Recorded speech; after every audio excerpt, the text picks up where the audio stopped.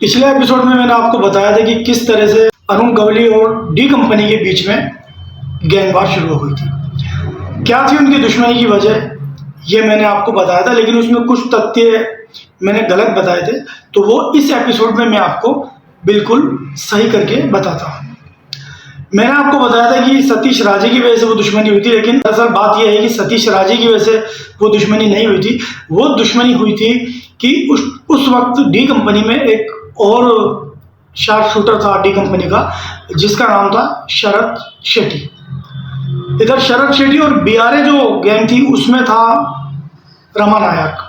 तो रमा नायक और शरद शेट्टी के बीच में जोगेश्वरी, एक मुंबई का एक इलाका है, वहाँ एक प्रॉपर्टी थी, उसको लेकर दोनों में विवाद हो गया था। विवाद जब बढ़ा तो बढ़ने के बाद इन दोनों में जब तनातनी हुई तो ये बात डी कंपनी को मालूम चली।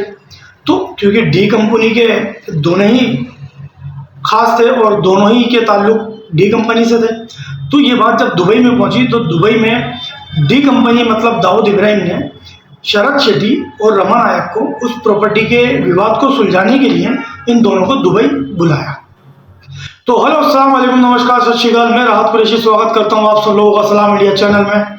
और इस एपिसोड में बात करेंगे हम एपिसोड नंबर 10 के आगे की कहानी। जब शरद शेट्टी और रमा नायक दुबई पहुंचे तो दाऊद ने उन दोनों से उनकी जो प्रॉब्लम थी वो सुनी कि भाई किस तरह की मैं आपके बीच में जो दोनों के बीच में विवाद है वो आखिर किस वजह से है। तो दोनों ने बताया कि भाई जोगेश्वरी में एक प्रॉपर्टी है और वो करोड़ों की प्रॉपर्टी है। तो उस प्रॉपर्टी को रमा नायक तो बोलता था कि मैं उसको लेना चाहता हूँ और उधर शरद शेट्टी बोलता था कि मैं इसको लेना चाहता हूँ।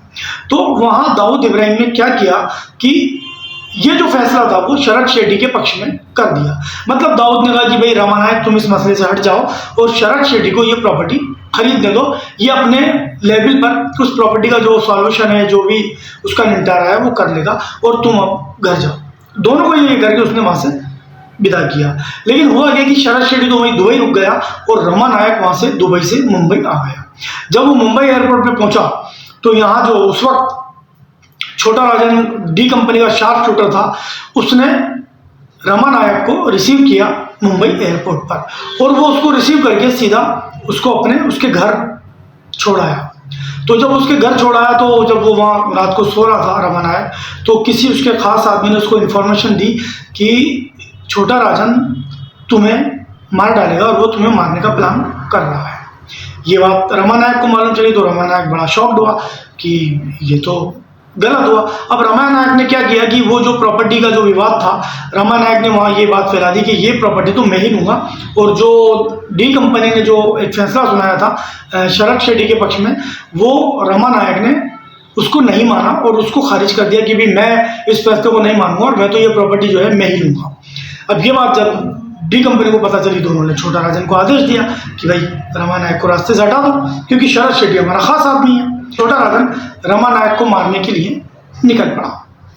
उसने क्या किया कि रमा नायक जिस सैलून में अपना हेयर कट करवाने जाता था, वहाँ उसको पता चला छोटा राजन को कि वहाँ रमा नायक पहुंचा हुआ है और वो अपने हेयर कट करवाने गया है। तो अपने एक साथी के साथ छोटा राजन वहाँ पहुंचा और उसने रमा नायक की हत्या कर दी, उसको वहाँ शूट कर दिया। तो इस तरह से रमा नायक का मर्डर डी कंपनी ने कर दिया। और डी कंपनी के छोटा राजन और छोटा शकील ये सब डी कंपनी के सहयोगी थे, इनके शार्प शूटर थे। तो छोटा राजन ने उसको इस तरह से रमा नायक को मार दिया। अब ये बात अरुण गवली को पता चली। अरुण गवली को जब पता चली तो उसको बड़ा गुस्सा आया कि रमा नायक तो हमारा बीआरए गैंग का खास था और उसको मार दिया। तो वो बड़ा गुस्से में, और अरुण गवली ने सोचा कि मुझे भी कुछ ना कुछ करना पड़ेगा। बाबू रेशम और अरुण गवली ने कि हमें भी कुछ ना कुछ करना पड़ेगा और हमें भी इसका बदला लेना है और उसको हाथों हाथ डी कंपनी को जवाब देना है। तो ये थी वजह इन दोनों की दुश्मनी की। अब इन्होंने क्या किया कि इनको पता चला कि भाई ऐसा डी कंपनी में कौन है जो सॉफ्ट टारगेट जिसको हम आसानी से मार सकें। तो उनकी नजर पड़ी सतीश राजे पर। सतीश राजे का बैकग्राउंड आपको बता दूं कि सतीश राजे वर्ली एरिया में रहता था और इसका एक घर था वर्ली में, और वर्ली से 2-4 मकान आगे ही इसका जो सतीश राजे है, इसका एक घर और था जहां वो अपने ऐशो आराम की चीज़ें उसने मुहैया करा रही थी। दरअसल बात क्या थी कि जो सतीश राजे का जो दूसरा घर था, वहाँ पर ये अपने जितने भी इसके यार दोस्त जो गैंगस्टर थे वो आते थे, और जो ड्रिंक पार्टी या शराब वराब ये सब होता था वो सब होता था। और वहीं ज़्यादा जब जिस दिन इसको सतीश राजे को ज़्यादा हो जाती थी तो वो वहीं अपने उस रूम में सो जाता था। तो अरुण गवली है, अरुण गवली सतीश राजे की रेकी करने लग गया, क्योंकि उसको तो अपने अम्मा नायक का बदला लेना था। तो अब अरुण गवली ने ये सोचा कि सतीश राजे को मार के अपना हिसाब किताब डी कंपनी से पूरा करे। तो अब वो क्या करने लगे कि सतीश राजे की Arun Gawli BRA gang recce करने लगी।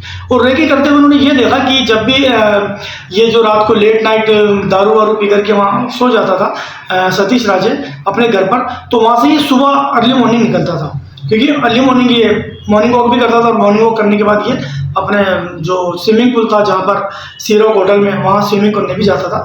तो ये इसके घर से और इसका जो दूसरा घर था उसकी दूरी तकरीबन 4 या 5 मकान की थी, बस इतना ही गैप था। तो ये टहलते टहलते अपने दूसरे मकान में चला जाया करता था जहाँ इसकी फैमिली रहा करती थी, ताकि फिर फैमिली के साथ ये हो जाता था। तो इस तरह से BRA गैंग और जो डी कंपनी है उसमें वाद विवाद हुआ, और उसका नतीजा ये हुआ कि पहले रमा नायक मरा और उसके बाद अरुण गवली गैंग सतीश राजे के पीछे पड़ गई। अब होता क्या है कि अरुण गवली गैंग ने सतीश राजे की रेकी की, और रेकी करके उन्होंने ये देखा कि सतीश राजे अपने ऑफिस से अपने घर से ये सीधा जाता है अपने सी रॉक होटल स्विमिंग करने।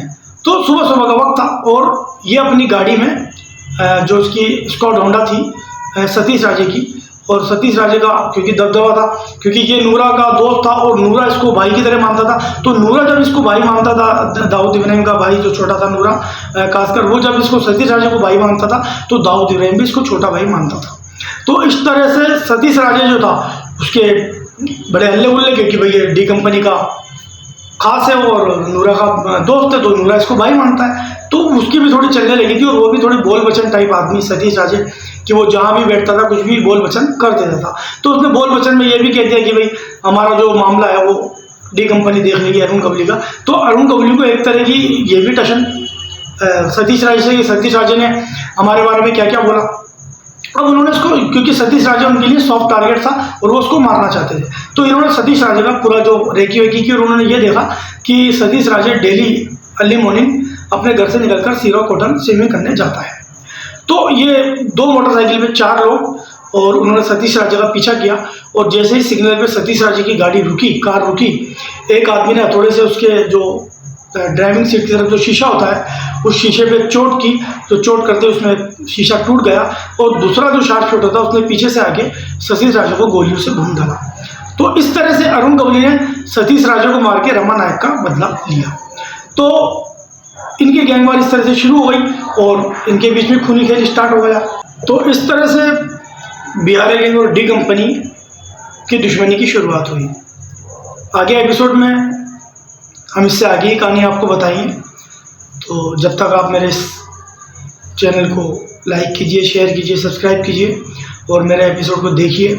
मैं आपको फिर एक बार वार्न करना चाहता हूँ, एक डिस्क्लेमर मेरी ओर से देना चाहता हूँ कि हमारा उद्देश्य अपराध को या अपराधी को बढ़ावा देना नहीं है। आप लोगों को ये बताना है कि अपराधियों की ज़िंदगी किस कदर बेकार और तिरस्कृत और अपमानित होती है। तो इस एपिसोड में इतना ही। नेक्स्ट एपिसोड में फिर हम आपको इसके आगे की कहानी बताएंगे इस क्राइम स्टोरी में। जब तक के लिए आप सब राहत कुरैशी को इजाज़त दीजिए। आप सबको मेरी ओर से फिर एक बार सलाम इंडिया।